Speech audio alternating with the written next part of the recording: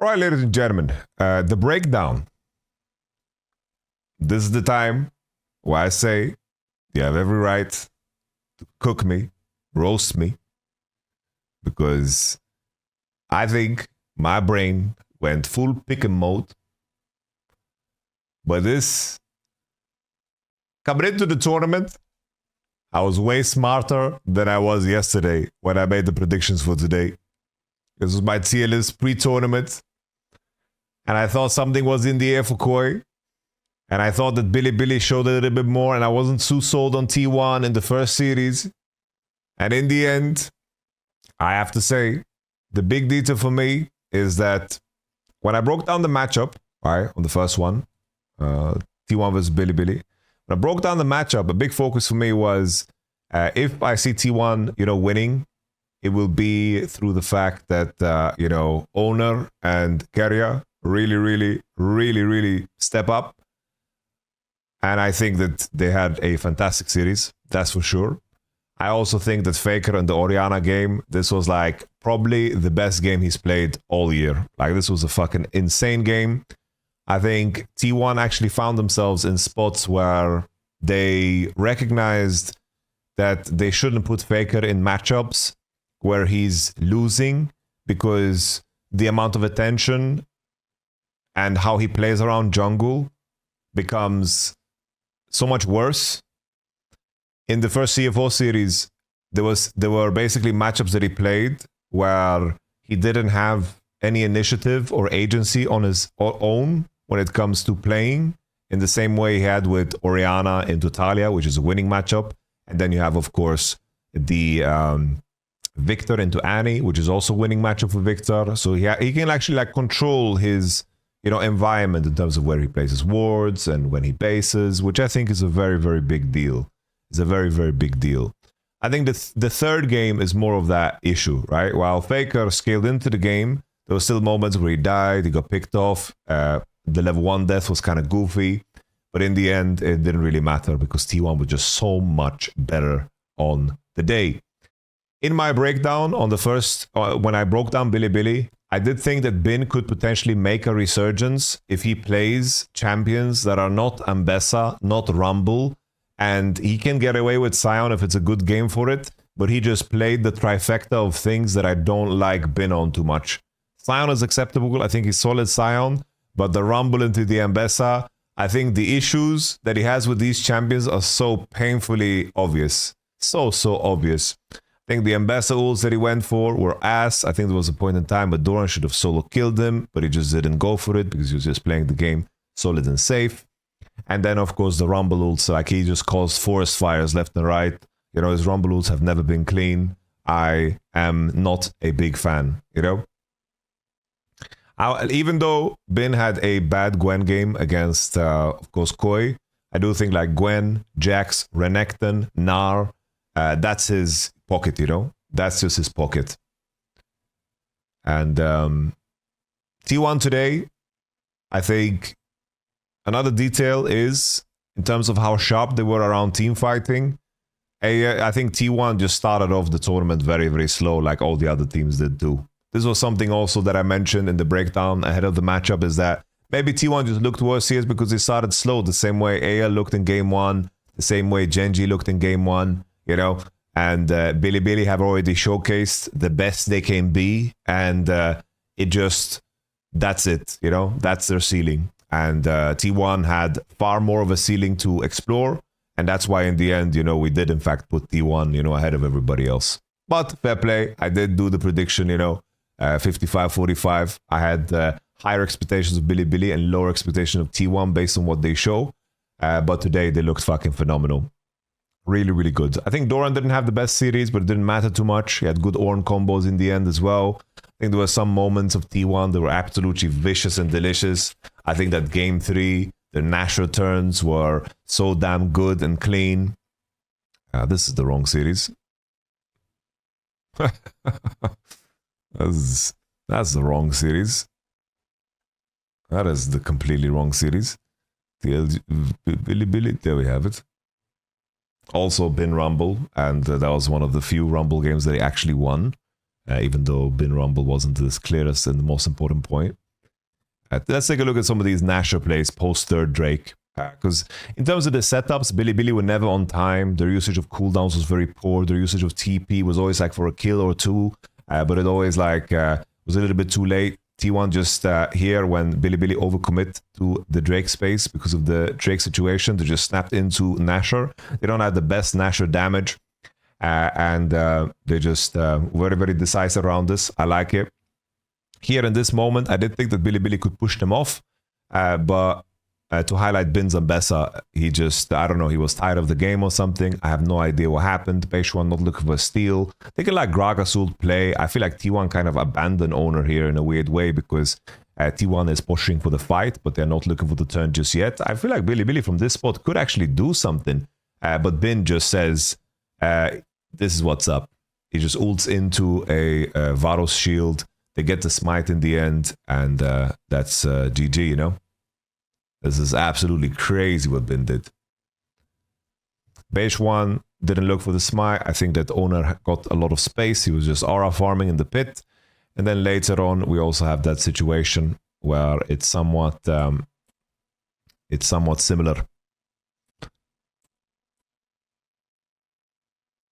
This situation was just so damn gorgeous as well.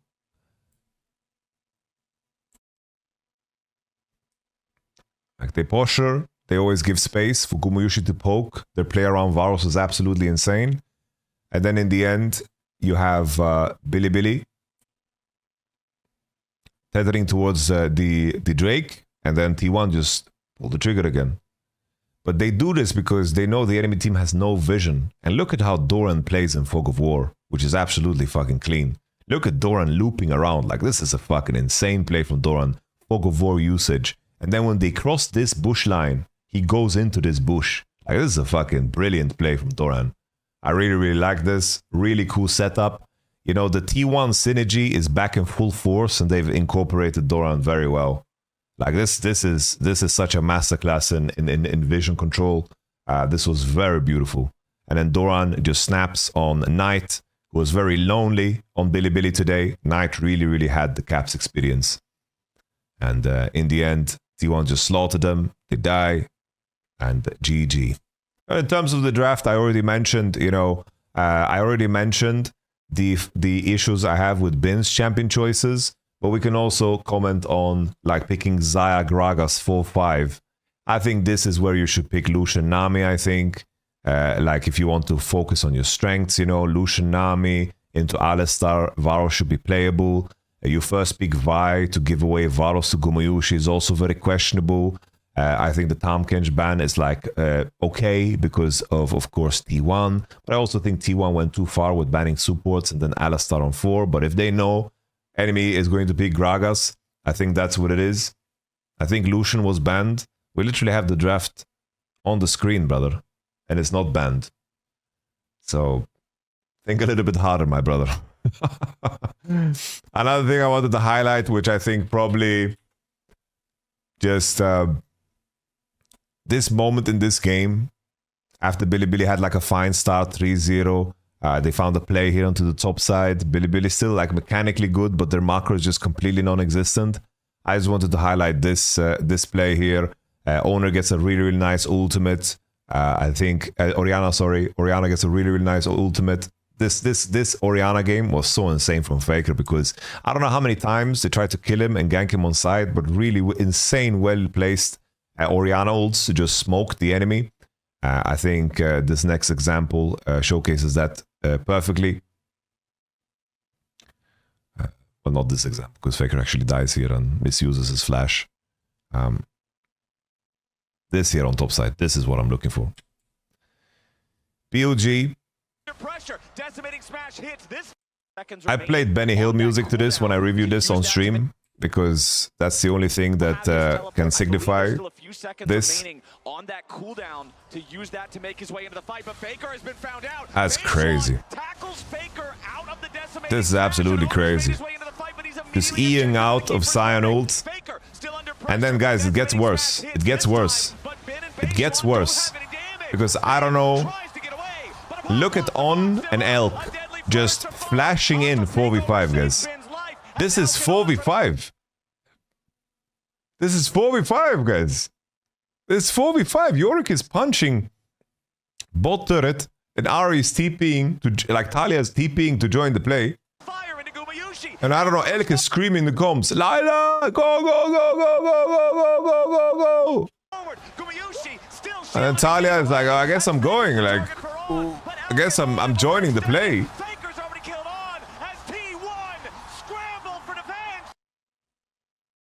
Bro, Elk thought he was released Kaiser, you know?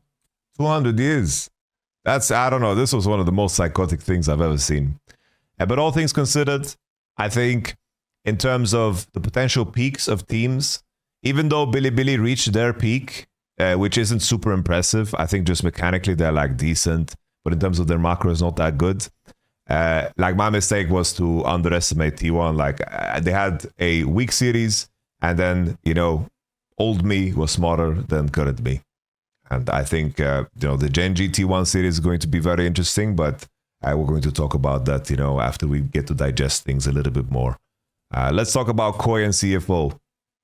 Koi and CFO. And it's funny because at Pick'em, I think we've never been in a world where so many perfect Pick'ems are still active. Because we are in a situation now where a rational Pick'em wins. My Pick'em, I threw some curveballs. I was like, okay, we're gonna have a little curveball here, and then Genji make it through the lower bracket. That type of a curveball, you know, something like this. That was the angle for me. But a rational Pick'em is currently winning, you know? It's really, really winning. Genji, like if you pick the favorites off of like my tier list or any tier list, really, a lot of them, then you would be eating good, you know? You are eating good. You are just a perfect Pick'em. Rational Pick'ems are king right here. Looking at that series, I think CFO is just individually so much cleaner. I think that was like the biggest issue. I was quite disappointed with Elioya's level today. I had higher expectations from him. I think the game 3, Elioya on the Poppy, was pretty damn good. I think this was like a showcase of what they are capable of. But I think the Kaiser 4 peak really invited a very strong Xayah. It's not the same as picking fucking, you know, picking Xayah Gragas into Varos. It just simply isn't the same, you know? It just simply isn't the same. In the end, the Irelia lock-in was kind of fine, but I think the main masterclass here for me was just Poppy. Even in this one, Jojo Pyun got solo killed twice, but they made it happen. I think this was a good showcase. This game 3 was a good showcase of the Rel, Poppy, Alvaro, Elioya engine. I think they did a good job, you know. I think they did a good job in this one. But I think the main issue is that I think CFO was so much better individually. Honkyu has looked like probably the second best mid laner at this fucking tournament, in my opinion. He's looked absolutely immense in both series that he played. I would put Shanks first, but I think CFO mid laner has looked insane. Honkyu is super, super good. I think also Driver this series, insanely hard gap mid win. Like Driver, the only game that CFO lost was when they played with Rest and he played the Yorick game. But Driver on the Shen, on the Sion and the Kisante was an absolute beast. I think also CFO, genius move here. The Aphelios trash lock-in. At first I was like, oh, maybe this is a volatile lane, but this is a brilliant Aphelios trash lock-in. I think the matchup is extremely playable. I think Aphelios as a champion is very strong, but he has a lot of natural counters. In this game, he's playing against mid-range champions and he has a trash lantern to get him out of harm's way via ults. I think that's what it comes down to, you know? I think that's just what it comes down to. And Dogo and Kai Wing are very classic players. Classic, they were there when Aphelios Trash was meta, you know? They have so many Trash games and Aphelios games under their belt. I'm just going to pull it up. This was when Alvaro and Super were still babies, you know? Like, let me pull up Dogo Aphelios. Dogo Aphelios, I feel like it's a big classic. It's his most played. I didn't even know it is most played, but it is his most played. And Also, let's see Kai Wing on Thresh. How many Thresh games has he played in a lifetime? It is his fifth most played, which is still really fucking high considering Thresh fell off a cliff somewhere here, you know? And I remember Dog on Beyond Gaming was cooking, definitely. Someone in the chat said, how hard by do you guys put Chovy standard? It's not like he's been playing bad. Yeah, Chovy is not playing bad. He's not playing Chovy, but he's not playing bad. Like, Chovy is still probably like the third best performer in mid at this tournament. Like, still. I think Chovy has not had like a Chovy-esque tournament based on how he played in spring. But I do think like in the small BO5, it's not like next BO5, I'm thinking, wow, Shanks and Honkyu are going to perform better than Chovy. I still think Chovy is the favorite to perform better. That's it. But saying Chovy bad is way too much. Like calling Chovy bad is way too much. He's just not in Chovy completely. Meaning like gapping everyone. Because that's what we used to, you know? That's just simply what we used to.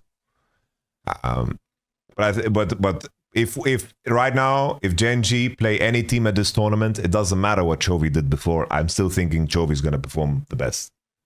If I'm breaking down a Gen G matchup, I'm going to say Chovy is there. So there's that, you know. So MKOI, they cooked. They got annihilated in the matchup. Kalista Renata didn't win a single game so far at this competition. The Aphelios Thresh is a very good angle. Ushinami is a good counter too. It just seems like CFO has an abundance of answers into Kalista Renata, and Kalista just can't catch a break. The champion nerfs on Kalista and also Nico just makes these champions way too weak. Way too weak. I think there's nothing left to say besides CFO. I think that they have just an extremely talented lineup. Very, very well put together. Very well put together lineup. You know, when I saw this Kalista Renata lock-in, guys, I thought it would be okay. I was worried they're going to pick Lucian Nami here. I was worried about that, but then they can pick, like, you know, an engage support on 3. But in this moment, with everything that was out, like, keep in mind, it's Fearless. It's a different thing to do what Billy did and pick Kalista Renata on game 1, right? Very different.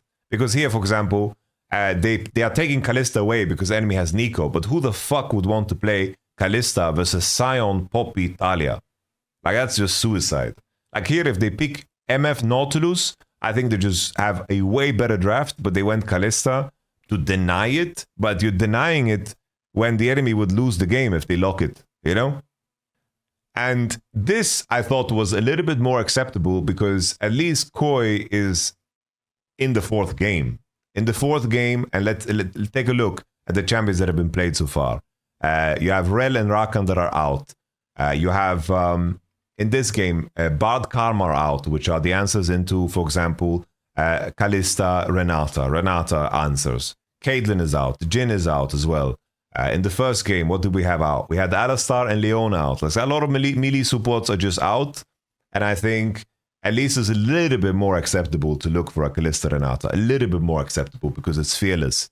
Because in the end, Koi needs to think about what can we play? What do we have left here? And they thought if we remove Lucian, Senna, and go into 4-5, because they put so many bans on top that their idea was that they force the enemy to actually lock in top, right? So they thought with Kalista Renata lock in, they ban Lucian, Senna, they don't have an answer, and then they whip you in the mouth with Aphelios Thresh. You know, this is some deep research and deep expectations that you can't really prep for, and this is something CFO had in the back pocket. When you go into game 4-5, you're going into deep waters. And I think that's a little bit different in terms of locking Kalista Renata. I'm not saying it's good, because obviously Aphelios Thresh won the whole game, and they were insane this game. I'm just saying I understand from Koi's perspective in a game 4 to do it. It's a little bit different than doing it very early on in the series, you know? Very, very early on in the series. It's a bit different. So keep that in mind, you know, when you make that assessment. But I'm in the same boat as everybody. Like Kalista, I think just Nico getting nerfed and Kalista being nerfed just makes it horrible, you know? So I think that's the biggest issue. I think over the next days, what we're going to do is we're going to do breakdowns of the meta. We're going to be doing breakdowns of the coming matchups because we have really, really exciting ones. We let things breathe. I think on tomorrow's stream, we're going to do a meta deep dive and look at what's poisonous. We're going to do a all-pro team, all-pro team, and then we're going to do an all-pro Western team as well. I think this will be fun. This will be interesting, and we shall see. We shall see. I think it will be a fun conversation. I think it will be a very, very fun conversation. I think. What do you mean by poisonous? When did I say poisonous? Remind me the context. Was MVP today? Today, I don't know. Owner was pretty fucking insane today, no? And Owner was so crazy. Owner just secured every objective. I think Owner was nuts today. I don't know. Owner just had such fucking big aura when he walked up to the objective every damn time. I think the Zinzao game was phenomenal from him. I just think that Owner played insane today, man. Owner Pantheon was nuts. Zinzao, I think Owner is the MVP. I think Owner was the MVP today. I think it's 100% Owner. I don't think Beishuan was the biggest problem today for Bilibili. The Vi game was pretty depressing, bad, but Bilibili was just worse as a team across the board. I thought that he did fine in the Poppy game, besides that Sion combo. I think that Wukong game also, he found angles, like they got ahead. Like I think Beishuan, like calling out Beishuan, I don't think this is like the right time to do it. I think Bilibili is just way worse as a team. And I think if anything, it's like, I think just Bin was extremely disappointing today, and I think he's just playing the wrong champs. But Bilibili is just a shell of themselves. And T1, what a switch up. This Faker Orianna game was the best game he played all year long. Like, this was an insane Orianna game. Respect. People always ask me, what should we do about EU? I'm gonna do a bigger breakdown of it when the time is right. I think there's a lot of things that people don't talk about that matters. And I'm going to bring up all of the points. Yeah, I'm going to bring up all of the points. I'm going to give you guys a big breakdown. I'm talking about if it's solvable, can you solve it, all that jazz. We have really, really fun, interesting content lined up for tomorrow. So tomorrow, we do EU problem, all pro, meta breakdown. It's going to be some great content tomorrow.